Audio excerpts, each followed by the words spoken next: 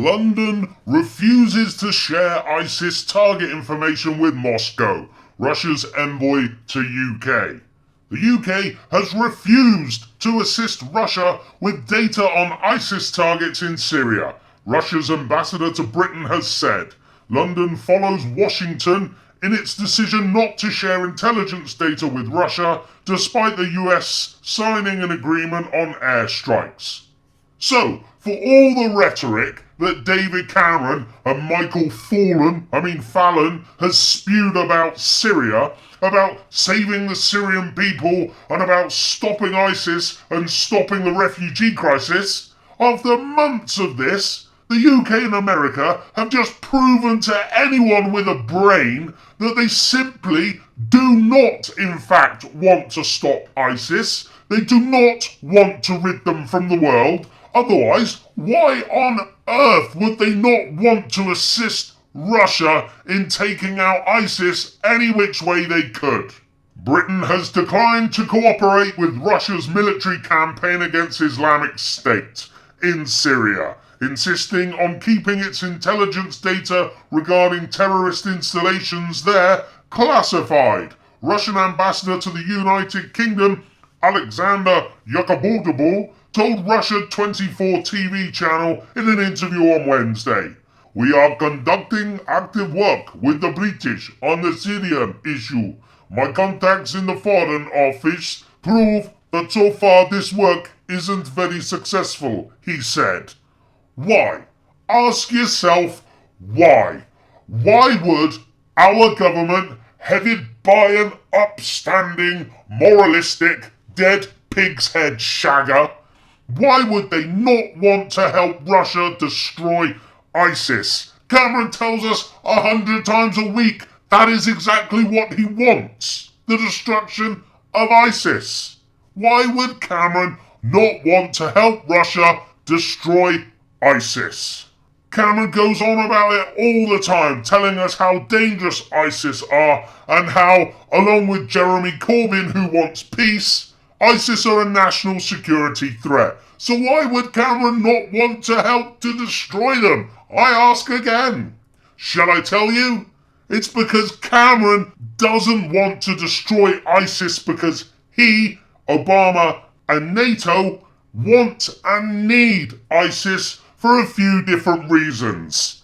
ISIS are nothing more than pawns in a larger geopolitical game, and ISIS, as everybody knows now, was a creation of the West. In 2013, when the UK voted not to bomb Assad in Syria, and when John Kerry said that the imminent bombing of Syria by the US could be stopped if Assad gave up his chemical weapons, which he did, then, all of a sudden, the chances of us bombing Syria within a few days were completely thrown out the window. Remember, the rebels in Syria were Al-Qaeda. These are the rebels the UK and US were going to support in Syria in 2013. The same Al-Qaeda that Michael Gove shouted, "You're a disgrace," to Tory rebels who didn't vote to support them at that time. Who's the disgrace, Gove? Over the next year or so, this Al-Qaeda rebel bunch were rebranded as ISIS, and the mainstream media ensured that we all learned how awful they were. So steadily, but surely, the drumbeats for bombing Syria started up again. But this time, instead of bombing Assad, Cameron was trying to get support to bomb ISIS, that apparently pose a terrible threat to us at home, meaning Cameron can also use the threat of ISIS to introduce new terror laws at home that will be for everybody and not just jihadis. Cameron also tells us that whilst we're bombing ISIS, we should also get rid of Assad because he had the audacity to defend himself when being attacked by Al-Qaeda and ISIS with American weaponry. Cameron, Obama, and NATO clearly want to help ISIS and Al-Qaeda rebels to attack and remove Assad. Taking out Assad is huge for them geopolitically because that's what Israel have asked for. And if Assad is taken out, this could lead to Israel further down the line striking Iran. Now Russia have stepped in and are killing ISIS and Al-Qaeda in Syria with bombs. which is what Cameron and Obama say they want to do, when it's obvious they don't really want to kill ISIS and Al Qaeda because they want to use ISIS and Al Qaeda to oust Assad. Remember, NATO and America are arming and funding ISIS as a proxy army to take out Assad. They're arming the bad guys that Russia are bombing.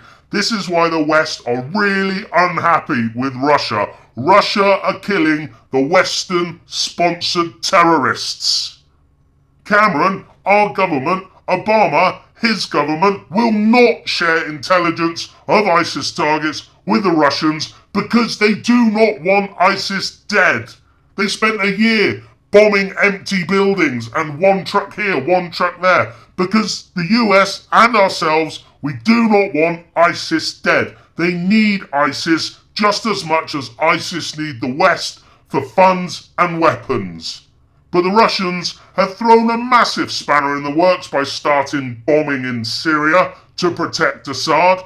Now the UK, America and NATO cannot attack Russia without looking like the aggressor, which they cannot afford to do. The West have to play the victim card, otherwise they'll lose sympathy. This is why I believe there could be a false flag event coming up that will involve American soldiers being killed, and the attack will of course be blamed on Russia, which will allow the West an excuse to bomb Russia and Syria. If we as a government really wanted to stop ISIS, then think about it. We would do everything within our power to assist Russia with their bombing raids. It saves putting our soldiers in the line of fire. We'd hand them the intelligence tomorrow if that's what we wanted. It's all smoke and mirrors, but be sure you're aware of this. The UK, America and NATO are not on the good guys' side in Syria.